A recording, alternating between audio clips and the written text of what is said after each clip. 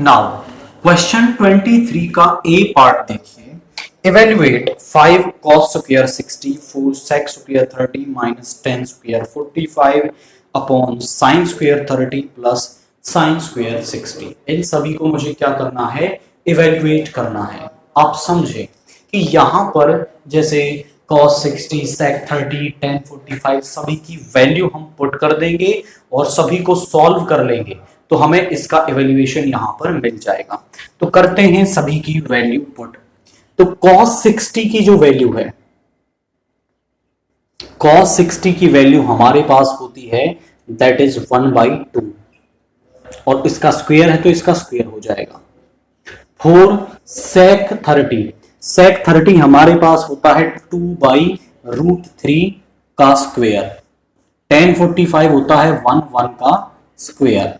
Sine square 30 sign 30 की value होती है हमारे पास 1/2 का स्क्वायर और साइन 60 होता है √3/2 का स्क्वायर।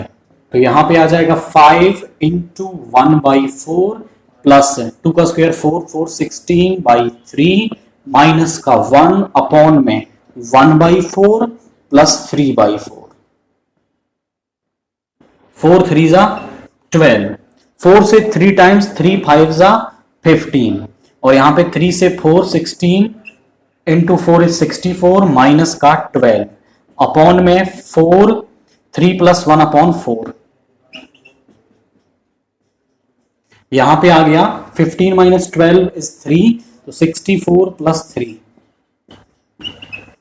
अपॉन 12 और यहां 4 अपॉन 4 ये कैंसिल हो गया तो 67 अपॉन 12 ये हमारे पास यहां पे इसका एवेल्युएशन आ गया है। तो किया कैसे है हमने सिंपली यहां पर जो भी वैल्यूज दे रखी थी उन्हें पुट कर दिया है और केवल उसका सॉल्यूशन यहां पर निकाल दिया है। 23 का बी पार्ट देखिए। If sine a minus b is 1/2 cos of a plus b is also 1/2 and we are given that जो a plus b है उनका सम 0 और 90 के बीच में है और a b से बड़ा है तो एंगल a और एंगल b हमें यहां पर निकालना है। आप समझें किस तरीके से हम एंगल A और B निकालेंगे। इस तरीके का क्वेश्चन जनरली एग्जाम में आपका आता है, बस ये वैल्यूज यहां पर वो चेंज करेगा। यहां पर हमारे पास है साइन A माइनस B। अब जो साइन है वो 1/2 किस पर होता है, 1/2 को मैं लिख सकता हूं sine 30 and we know that कि इन एंगल्स की साइन वैल्यू इक्वल है तो इसका मतलब है ये एंगल्स भी आपस में क्या होंगे, इक्वल होंगे, यानी कि जो a माइनस बी है वो आपका 30 डिग्री होगा। सिमिलरली आप यहां पे कर लेंगे cos of a plus B. अब cos 1/2 किस पे होता है हमारा, cos 1/2 होता है 60 डिग्री पर।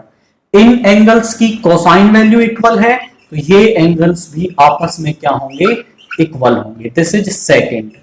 अब मेरे पास a और b में दो वेरिएबल्स की इक्वेशन बन गई है, लीनियर इक्वेशन एंड 2 वेरिएबल बन गई। अब आप चाहें तो यहां कोई सा भी मेथड लगा लें, एलिमिनेशन सब्स्टिट्यूशन, और a और b की वैल्यू मिल जाएगी। यहां माइनस का b है, यहां प्लस का b है, सिंबल डिफरेंट है, कोफिशिएंट सेम है, ऐड करने से कैंसिल हो जाएगा। तो फर्स्ट और सेकंड को मैं ऐड कर देता हूं। a minus B is equal to 30 degree, a plus B is equal to 60 degree.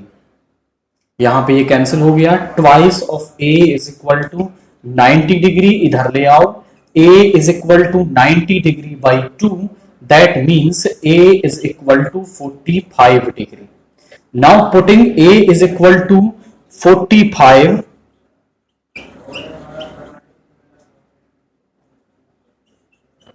In first में पुट कर देंगे a इज इक्वल टू 45 तो यहां पे आ जाएगा 45 degree minus b is equal to 30 degree. इसको इधर ले आओ, b is equal to 45 degree minus का 30 degree is equal to 15 degree. तो जो b की वैल्यू है वो मुझे यहां पर 15 डिग्री मिल गई है। a और b की वैल्यू निकालना कोई टफ टास्क नहीं है अगर आप इक्वेशंस को करेक्टली बना लेते हैं। एंड जैसे ही आप इक्वेशंस को करेक्टली बना लेंगे वैल्यूज आपको मिल जाएंगी। क्वेश्चन 24 देखिए। In the given figure, O is the center of circle. If AOB is 145, then find the value of x.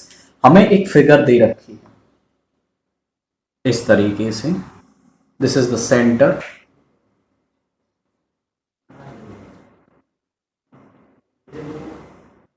यहां पे this is A, this is B, ये है C और ये है O आपका।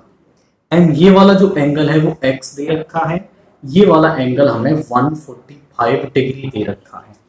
अब वो आपसे कह रहा है कि x की वैल्यू बता दीजिए। अब इस x की वैल्यू को निकालने के लिए ना हम यहां एक कंस्ट्रक्शन करेंगे। क्या?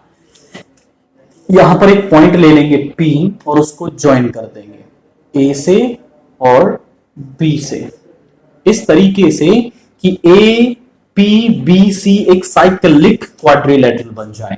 तो यहां पे हम क्या करेंगे, कंस्ट्रक्शन कर रहे हैं। Take P on circle and हमने क्या कर दिया है, जॉइन PA एंड PB। हमने इसको कहां लिया है, सर्कल पर लिया है और PA और PB को हमने क्या कर दिया है, ज्वाइन कर दिया है।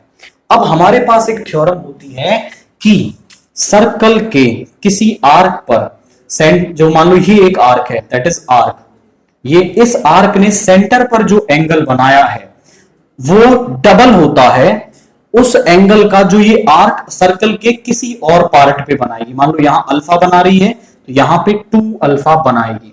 और भी किसी पार्ट पे ले सकते हो, जैसे यहां लेते तो यहां मान लो बीटा बन रहा था तो सेंटर पे 2 बीटा बनता। मतलब सेंटर पे जितना एंगल बन रहा है वो आपका डबल होगा और किसी पार्ट पे बन रहे एंगल का। तो यहां पे आप समझें, मैं ऐसा लिख सकता हूं कि this angle AOB is equal to twice of angle APB। इस APB एंगल का ये क्या होगा, ट्वाइस होगा। आप बोलेंगे angle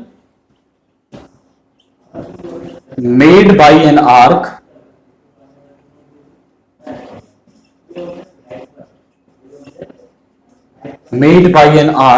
at the center is double the angle made by arc at any point of the circle। तो हम क्या लिख रहे हैं कि सेंटर पे जो एंगल बनेगा वो सर्कल के किसी और पार्ट पे बन रहे एंगल का डबल होगा। तो ये मैंने लिख दिया कि AOB जो है वो आपका डबल होगा इस एंगल का।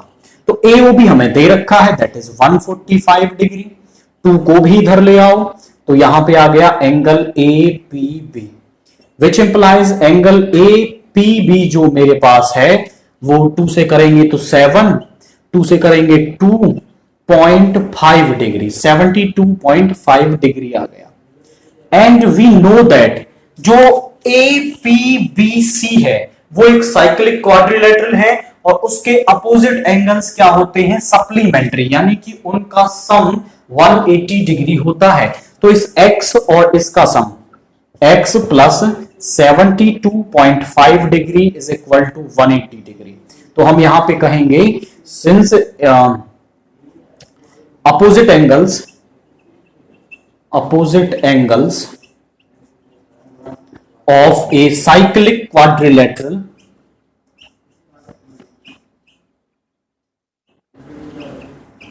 are supplementary। वो क्या होते हैं, सप्लीमेंट्री हमारे पास होते हैं, यानी कि उनका जो सम है वो आपका 180 डिग्री होता है।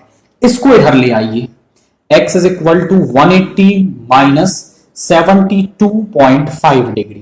तो यहां सब्ट्रैक्ट करेंगे तो 0.5 आ गया, 9 माइनस 2 इज 7 और यहां पे बचा 7 माइनस 7 इज 0, 107.5 डिग्री। तो ये जो x की वैल्यू है वो 107.5 डिग्री आ गई है। दो थ्योरम्स हमने यहां इस्तेमाल की हैं कि angle made by an arc at the centre is double the angle made by an arc, यहां पे किसी भी पॉइंट पे बनता उसका डबल होता है। उसके बाद साइक्लिक क्वाड्रिलेटरल के जो अपोजिट एंगल्स हैं उनका सम वो क्या होता है, 180 होता है। That means they are supplementary और हमें x की वैल्यू मिल गई है। क्वेश्चन 25 देखिए, in the given figure triangle AHK is similar to triangle ABC if AK हमें दे रखा है दैट इज 8 सेंटीमीटर, ये दे रखा है 8 सेंटीमीटर, एंड BC दे रखा है 3.2 सेंटीमीटर, एंड HK दे रखा है 6.4 centimetre. Then find the AC। तो हमें ये वाली साइड निकालनी है। हमें गिवन क्या है, हमारे पास गिवन है triangle AHK is similar to triangle ABC, ये आपस में सिमिलर है, तो हमें ये वाली साइड निकालनी है। अब अगर दो ट्रायंगल्स सिमिलर हैं तो उनकी कॉरस्पॉन्डिंग साइड्स को मैं प्रोपोर्शन में लिख सकता हूं। तो यहां पर मैं क्या लिख सकता हूं, AH upon AB, HK upon BC, AK upon AC।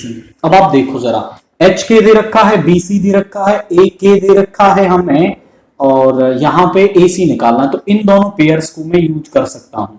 तो मैं यहां से लिख सकता हूं HK upon BC is equal to AK upon AC।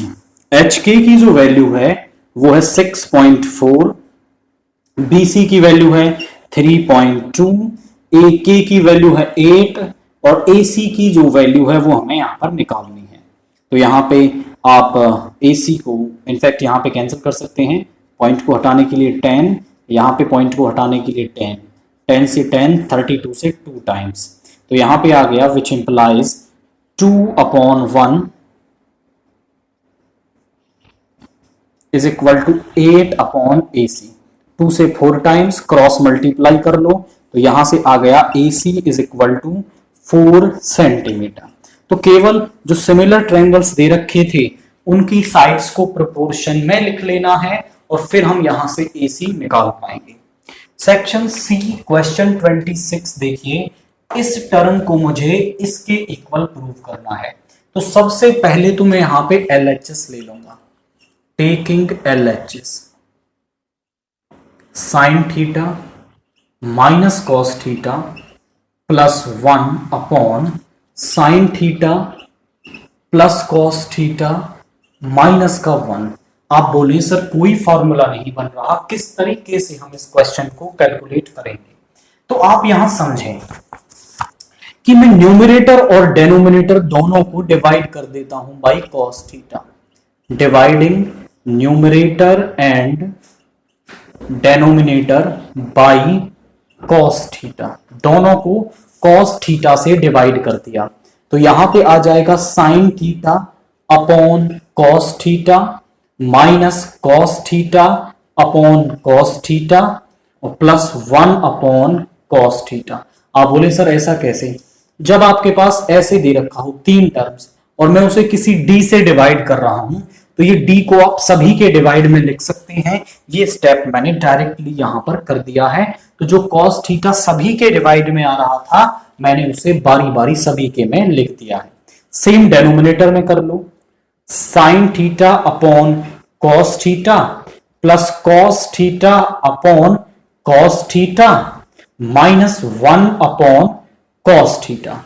यहां कैंसिल हो गया, यहां भी कैंसिल हो गया और यहां पे आ गया टेन थीटा, ये 1 अपॉन कॉस हो जाएगा सेक थीटा और यहां पे माइनस का 1 अपॉन में यहां पे आ गया tan theta minus sec theta plus 1। इस 1 को मैं क्या लिख सकता हूं? हमारे पास एक आइडेंटिटी होती है sec square theta minus tan square theta is equal to 1। तो इस 1 के प्लेस पर मैं लिख सकता हूं ऊपर वाले को नहीं छेड़ना, यहां इसको ऐसा ही रहने दो। और यहां पे है tan theta minus sec theta, और इस 1 को मैंने लिख दिया सेक स्क्वायर थीटा माइनस का टेन स्क्वायर थीटा। अभी देखिए हम इसका कैसा यूज करेंगे। यहां हमारे पास एक आइडेंटिटी होती है A square minus B square is equal to A minus B into A plus B. तो यहां से मैं सेक स्क्वायर माइनस थीटा को क्या लिख सकता हूं, ये हो गया tan theta plus sec theta minus 1 upon, यहां है टेन थीटा, इनफैक्ट इसमें से माइनस कॉमन ले लो, तो यहां से माइनस कॉमन ले लिया तो ये प्लस का हो गया और ये माइनस का हो गया। और यहां a square minus B square का फॉर्मूला लगा, तो sec theta minus tan theta into sec theta plus tan theta, ये बन गया। अब आप जरा चेक करिए कि sec theta minus tan theta दोनों में प्रेजेंट है, यहां से उसे कॉमन ले लेंगे इन द डेनोमिनेटर। तो यहां पे आ गया ऊपर tan theta plus sec theta minus का 1 अपॉन में हमने कॉमन ले लिया sec theta minus tan theta. तो जरा देखिए अंदर क्या बच गया है, यहां पे तो बचा sec theta plus tan theta, और यहां पे बच गया माइनस का 1। एंड आप ध्यान से देखें तो ये न्यूमरेटर है, कैंसिल हो गया, तो यहां पे बच गया 1 अपॉन सेक थीटा माइनस का टेन थीटा। और आप ध्यान से देखें तो वही क्या है हमारी आरएचएस है, यानी कि हमने एलएचएस को आरएचएस के बराबर प्रूव कर दिया। करना क्या है, न्यूमरेटर और डेनोमिनेटर दोनों को cos थीटा से डिवाइड किया। आफ्टर दैट यहां पे क्या बचा, न्यूमरेटर में ये टर्म बच गई, इस 1 को मैंने ब्रेक कर लिया sec square theta minus tan square theta में। नीचे से आपका sec theta minus tan theta common लिया और हमारी आरएचएस यहां पर बन गई है। क्वेश्चन 27 का ए पार्ट देखिए। 3 coins are tossed simultaneously. What is the probability of getting? तो 3 कॉइन्स को टॉस किया जा रहा है। सबसे पहले तो आपके माइंड में यही क्लियर होना चाहिए कि जब हम 3 कॉइन्स को टॉस करते हैं तो यहां पे हमारे पास किस तरीके का टोटल, मतलब टोटल कितने केसेस और किस तरीके के केसेस बनेंगे। तो यहां पे हम कहते हैं late H denotes the appearing of head on coin and T denotes the appearing of tail on coin। हमने ऐसा कह दिया है कि जो H आने का मतलब है, जो हम H लिख रहे हैं तो कॉइन पर हेड आया है, एंड टेल लिख रहे हैं तो वहां T लिख रहे हैं तो वहां पे टेल आया है। When 3 coins are tossed, when 3 coins are tossed, total cases are, तो हमारे पास जो टोटल केसेस हैं वो क्या बनते हैं जरा समझिए। जब हम 2 कॉइन्स को उछालते हैं तो H H H T T H T T, इस तरीके से ये केसेस बनते हैं। बट 3 कॉइन्स का केस थोड़ा सा टिपिकल होता है एंड बच्चे उसमें कंफ्यूजन करते हैं, उसमें कई टर्म्स को 2 बार लिख देते हैं। मैं एक तरीका बताता हूं जिससे आप 2 का 4 का कितने का भी बना सकते हैं। 2 का बनाना इजी है, हमें 3 का निकालना है तो 1 का और ले लो, 2 का यहां लिया है 1 का यहां लिया। अब कार्टेशियन प्रोडक्ट एच एच का इसके साथ एच एच एच, फिर एच एच का टी के साथ H H T, H H का हो गया दोनों के साथ प्रोडक्ट तो इसे हटा दो। अब एच टी को ले लो, H T H H T T, ये भी हो गया, इसको भी हटा दो। फिर टी एच को ले लो, T H H T H T T T H, ये हमारे पास क्या आ गया, यहां पे आपका टोटल केसेस आ गए जो 8 बन रहे हैं। 2 की पावर में इतने जितने कॉइन्स को आप उछाल रहे हैं, 1 को उछाल रहे हैं 2 की पावर 1, 2 कॉइन्स को उछाल रहे हैं 2 की पावर 2, 3 कॉइन्स को उछाल रहे हैं 2 की पावर 3। तो ये टोटल केसेस हमारे पास बन रहे हैं। पहला क्वेश्चन है what is the probability of getting at least one head, कि कम से कम एक हेड तो आए, उससे ज्यादा जितने आ सकते हैं सभी होंगे। तो यहां पे let A denotes the event of getting at least one head, कम से कम एक हेड आए। तो यहां पे कौन कौन से आपके केसेस इसके अंदर आ जाएंगे? कम से कम एक हेड, तो ये तो आएगा ही नहीं क्योंकि यहां पे एक भी हेड नहीं है। एक ये टी टी एच यहां पे आ जाएगा, एक ये भी आ जाएगा। कम से कम एक हेड होना चाहिए, एक हेड वाले भी लेने हैं, दो वाले भी और तीन हेड वाले भी आपको यहां लेने हैं। तो T T H T H T H H ये भी आ जाएगा, एच टी टी ये भी आ जाएगा, एच टी एच ये भी आ जाएगा, एच एच टी ये भी आ जाएगा और एच एच एच यानी ये भी आ जाएंगे। कम से कम एक हेड वाले लेने हैं और दो वाले भी और तीन वाले भी, सभी आपको यहां पे लेने हैं। तो पी ए प्रोबेबिलिटी ऑफ ए क्या हो जाएगी? Favourable number of cases upon total number of cases upon total number of cases. Favourable cases कितने हैं? 1 2 3 4 5 6 7 7 फेवरेबल हैं और 8 हैं टोटल, यानी probability of getting at least one head हमारे पास 7/8 आ रही है। अब हम इसका करते हैं सेकंड पार्ट। आप इसका एक स्क्रीनशॉट लें, हम इसको यहां से इरेज करने वाले हैं। इसका सेकंड पार्ट है find the probability of getting exactly two heads, exactly two tails. तो हम यहां पे मान लेंगे let B denotes the event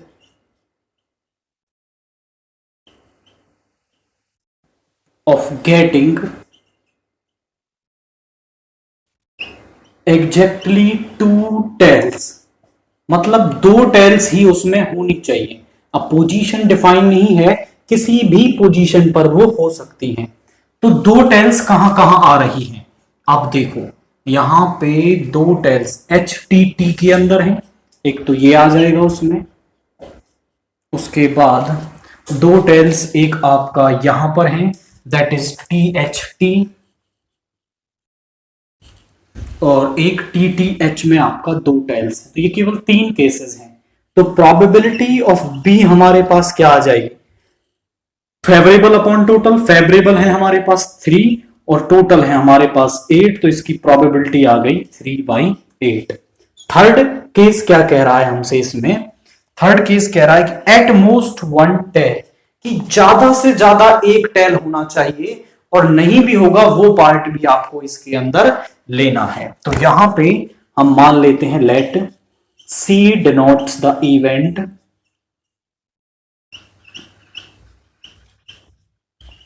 of getting at most one tail, कि ज्यादा से ज्यादा आपका एक टेल आए। इस इवेंट को हमने सी मान लिया है। तो यहां पे सी के अंदर कौन कौन से आ जाएंगे केसेस आपके? ज्यादा से ज्यादा एक टेल नहीं होगा वो भी आपको लेना है। यहां टेल नहीं है तो ये भी आ जाएगा। उसके बाद एच एच टी ये भी आ जाएगा। उसके बाद एच टी एच ये भी आ जाएगा। उसके बाद एच टी टी ये भी आ जाएगा एंड ये नहीं आएगा क्योंकि यहां पे दो हैं। तो हमें एटमोस्ट वन टेल, यानी कि जिसके पास ज्यादा से ज्यादा एक टेल हो और नहीं हो वो भी लेना है। यहां पे दो टेल है तो ये नहीं आएगा, एक ये इसमें आ जाएगा that is T H H. ज्यादा से ज्यादा एक टेल होना चाहिए, नहीं होगा वो पार्ट भी आपको लेना है। यहां दो है ये नहीं आएगा, दो है तीन है नहीं आएगा। यहां एक टेल है ये आ जाएगा, एक यहां पर और यहां पर। ये टोटल आपके H S T H T H T H H और एच एच एच चार केसेस यहां पे आ रहे हैं। तो P ऑफ C क्या आ जाएगा? Favourable upon total. फेवरेबल है हमारे पास 4 और टोटल है 8, यानी कि प्रोबेबिलिटी आ गई दैट इज 1/2। तो प्रोबेबिलिटी निकालने का तो एक ही फॉर्मूला है that is favourable number of cases upon total number of cases. पर यहां पे जो एक केसेस हैं ये आपको बनाने आने चाहिए और फिर आप प्रोबेबिलिटी का कोई भी क्वेश्चन कर पाएंगे। इसका बी पार्ट देखिए, a box contain 90 discs which are numbered from 1 to 90. If one disc is drawn at random from the box, find the probability that it bears a, first question है, two digit number less than 40। तो यहां पे आप समझिए, discs are numbered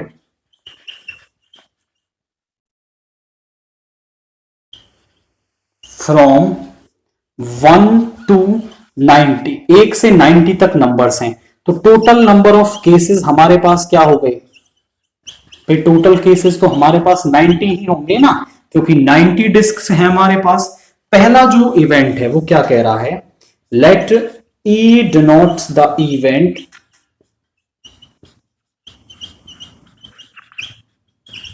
of getting two digit number less than 40, 40 से छोटा to digit number. अब जरा देखिए 40 से छोटे टू डिजिट नंबर कितने होंगे, जैसे मुझे नंबर निकालने हैं 1 2 3 4 5 6, मैं कह रहा हूं 1 से 6 तक कितने नंबर हैं आपके, 1 से 6 तक है 1 2 3 4 5 6। ये आप अगर ज्यादा संख्या हो तो कैसे निकालोगे, लास्ट में से फर्स्ट को सब्ट्रैक्ट कर दो और उसमें 1 ऐड कर दो, तो यहां आ गया आपका 6, यानी कि 6 नंबर्स यहां पर प्रेजेंट हैं।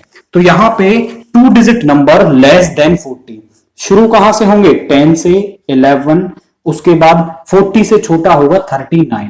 तो कितने नंबर्स हैं यहां पे, कितने नंबर्स हैं, फेवरेबल नंबर ऑफ केसेस कितने हैं, फेवरेबल नंबर ऑफ केसेस वो कितने हैं जरा देखिए, 39 माइनस 10 और यहां पे प्लस 1 ऐड कर देंगे, तो ये आ गया 30 केसेस। आपके पास 30 केसेस हैं, तो प्रोबेबिलिटी ऑफ इवेंट ई क्या हो जाएगी, that is favourable number of cases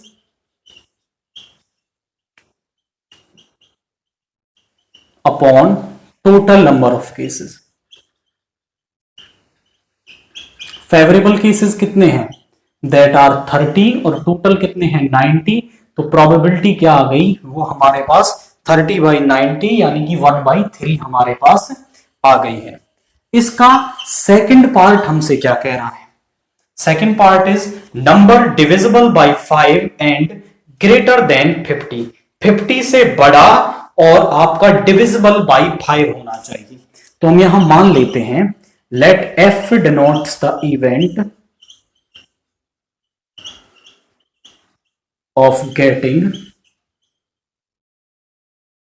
a number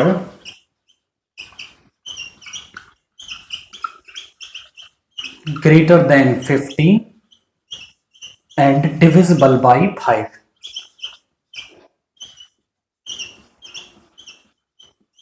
तो यहां f के अंदर कौन कौन से नंबर्स आ जाएंगे जरा देखिए, 50 से बड़ा 5 से डिवाइड होगा वो 55, 60, 65, 70, 75, 80, 85 और 90।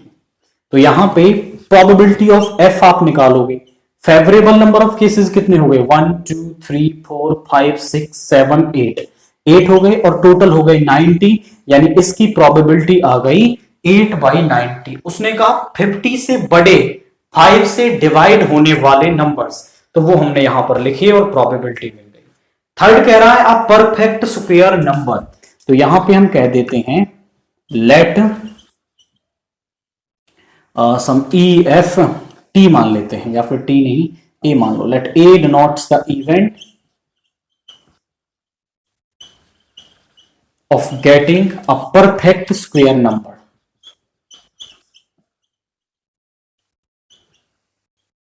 परफेक्ट स्क्वायर नंबर कौन कौन से हैं, 1 से और 90 के बीच में, जरा चेक करिए, जिनका परफेक्ट स्क्वायर रूट निकाला जा सकता है वो 1 है, उसके बाद 4 का निकाला जा सकता है, 9 का, 16 का, 25, 36, 49 एंड 64 एंड 81 और 90 के बाद ये 91 और 90 के बीच में केवल यही है।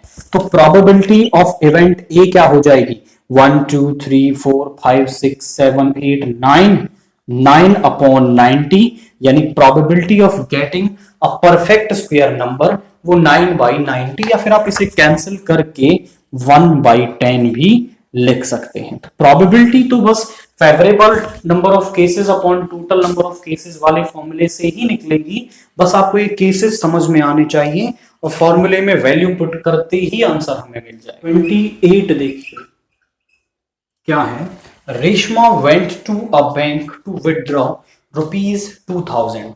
जो अच्छा रेहाना जो है वो बैंक गई है 2000 रुपए विदड्रॉ करने के लिए। She asked the cashier to give her ₹50 and ₹100 notes only. उसने कैशियर से कहा है कि उसे केवल 50 और 100 रुपए के नोट चाहिए। Rehana got 25 notes in all. उसको टोटल 25 नोट्स मिले हैं। Find how many notes of ₹50 and ₹100 did she receive. तो उसे 50 के कितने और 100 रुपए के कितने नोट मिले हैं। इससे पहले आप एक कंसेप्ट समझो भाई। मैं कहता हूं मान लो आपके पास 50 रुपए के 2 नोट हैं और 100 रुपए का एक नोट है। तो मैं आपसे कहता हूं कि आपके पास रुपए कितने होंगे। तो आप बोलेंगे सर हमारे पास होंगे 200 रुपए। आपने कैसे पता लगाया? आपने क्या किया, 50 के 2 हैं तो 100 रुपए हो गए, 100 का एक है तो 100 रुपए हो गए, यानी 100 + 100, यानी जितने रुपए का नोट है मल्टीप्लाई बाई जितने नोट हैं, आप उन सब का सम कर दें तो आपको टोटल मनी मिल जाती है। इसी कंसेप्ट का हम यहां पे यूज करेंगे। तो यहां पे हम मान लेते हैं कि लेट रेहाना गॉट ₹50 नोट्स। हमने मान लिया कि रेहाना को ₹50 के नोट X मिले हैं एंड रेहाना गॉट ₹100 नोट्स वो Y मिले हैं। तो अकॉर्डिंग टू फर्स्ट कंडीशन ऐसा हमने मान लिया कि उसको 50 रुपए के X नोट मिले और 100 रुपए के Y नोट मिले। तो X + Y 25 है, ऐसा क्वेश्चन में दे रखा है कि उसको टोटल 25 नोट्स मिले हैं।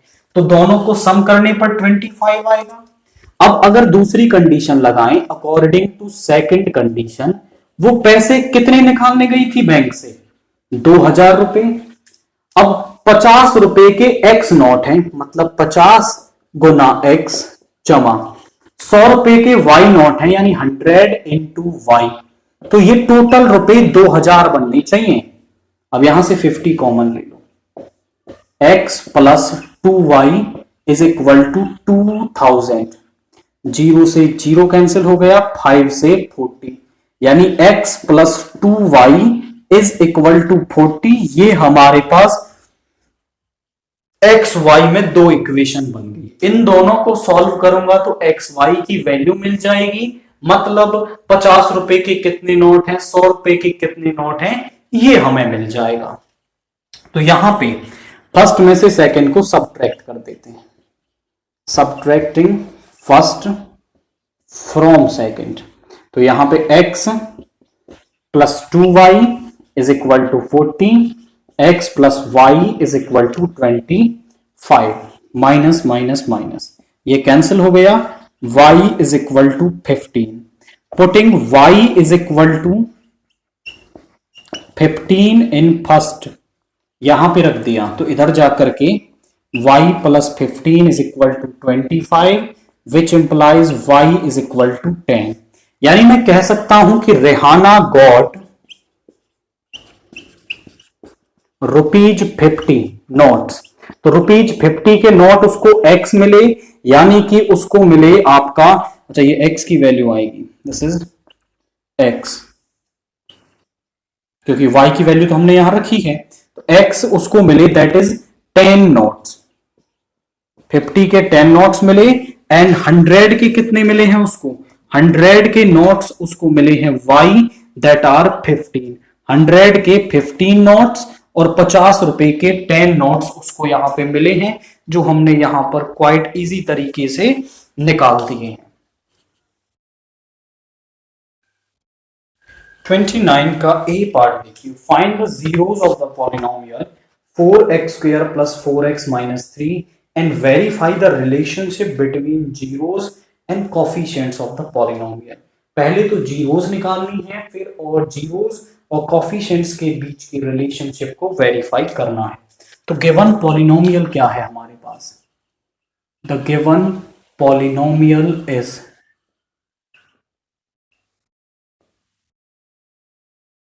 उसको px नाम दे देते हैं, वो है 4x² plus 4x minus 3।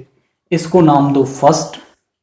And अब यहां पे अब मुझे ऐसे दो नंबर्स चाहिए जिनका जो प्रोडक्ट तो -12 आ जाए और सम करने पर 4 आए। तो इसके फैक्टर्स कर रहे हैं हम। px तो वो नंबर्स हो जाएंगे आपके प्लस का 6 माइनस का 2। यहां से 2x कॉमन ले सकते हैं, तो यहां बचा 2x प्लस 3। यहां से माइनस का 1 कॉमन लेंगे तो 2x प्लस 3। तो 2x प्लस 3 दोनों में से कॉमन ले लिया, तो ये आ गया 2x माइनस का 1। 4 जीरोस ऑफ पॉलिनोमियल में इन दोनों को जीरो के इक्वल रख दूंगा। 4 जीरोस ऑफ पॉलिनोमियल इस px को जीरो के इक्वल रख दिया, तो यहां से 2x plus 3 into 2x minus 1 zero के इक्वल आ गया। दो टर्म्स का प्रोडक्ट जीरो तभी होगा जब या तो ये पहले वाली टर्म जीरो है या फिर ये दूसरे वाली टर्म जीरो है। तो यहां से 2x is equal to -3, x is equal to -3/2 और 2x is equal to 1, x is equal to 1/2। इसको हम नाम देते हैं अल्फा और इसको नाम देते हैं बीटा। ये तो हमारे पास जीरोस आ गए इसके। अब वो कह रहा है verify the relationship between zeros and coefficients of the polynomial. तो रिलेशनशिप होती क्या है? टू वेरीफाई क्या है? सम ऑफ जीरोस होता है माइनस का b/a and product of zeros होता है c/a। तो ये पहले वाली जो इक्वेशन है, कंपेयरिंग फर्स्ट विद किसके साथ? ax² plus bx plus c is equal to px। तो यहां से जो a है वो आ गया 4, जो b है वो आ गया आपका 4, जो c है वो आ गया माइनस का 3। तो यहां से हम पहले अल्फा प्लस बीटा निकालते हैं। अल्फा प्लस बीटा यानी माइनस का 3/2 प्लस का 1/2, तो -3 प्लस 1/2 यानी माइनस का 2/2 इज माइनस का 1। अब मैं निकालता हूं माइनस का b/a, तो माइनस का 4/4 यानी कि माइनस का 1। आप देखें तो दोनों इक्वल आ गए हैं, यानी माइनस का b/a अल्फा प्लस बीटा के आ गया। अब अल्फा बीटा निकालूं तो माइनस का 3/2 इंटू 1/2, ये आ गया माइनस का 3/4। और अगर मैं यहीं पे आपका c/a निकालूं तो c/a क्या हो जाएगा? c है मेरे पास माइनस का 3 और a है मेरे पास 4, तो माइनस का 3/4 यानी कि अल्फा बीटा के इक्वल आ गया। Hence proof. तो मैंने दोनों के जीरोस भी निकाल लिए हैं और उनके बीच में जो रिलेशनशिप आ रहा है उसको भी वेरीफाई यहां पर कर दिया है। 29 का बी पार्ट देखिए। If alpha and beta are the zeros of the polynomial x² plus x minus 2, then find the value of alpha by beta plus beta by alpha। हमारे पास एक पॉलिनोमियल दे रखा है। The given polynomial is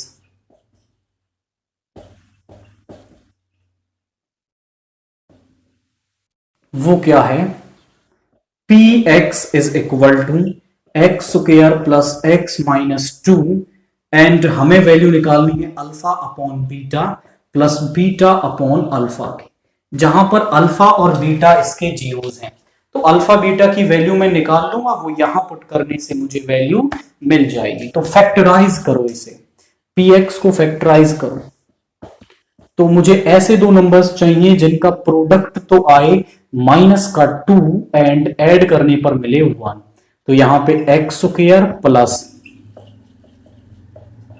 minus का 2, यहां से आप x common ले लेंगे तो x प्लस 2, -1 कॉमन ले लेंगे तो x प्लस 2। दोनों में से x प्लस 2 कॉमन ले लिया तो अंदर बचा x माइनस का 1। अब आप यहां पे देखें तो 4 जीरोस ऑफ पॉलिनोमियल, हम इस px को किसके इक्वल रख देंगे, 0 के इक्वल रख देंगे। तो यहां से x plus 2 is equal to 0। In fact पहले मल्टीप्लाई में दिखा दो एक बार।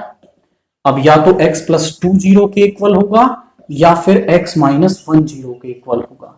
यहां से x आया -2, यहां से x आया 1, तो इसको नाम दो अल्फा, इसको नाम दो बीटा। यहां वैल्यू रखते हैं alpha upon beta plus beta upon alpha. किसी को भी अल्फा बीटा मानने से कोई फर्क नहीं पड़ेगा। -2 अपॉन 1, 1 अपॉन -2। एलसीएम आ गया आपका 2 और यहां पे आ गया माइनस का 4 और ये माइनस ऊपर आ गया है आपका, तो 1, ये माइनस का 1 हो गया, यानी कि माइनस का 5/2। तो दोनों वैल्यूज यहां पुट करने पर वैल्यू हमारे पास माइनस का 5/2 आ रही है।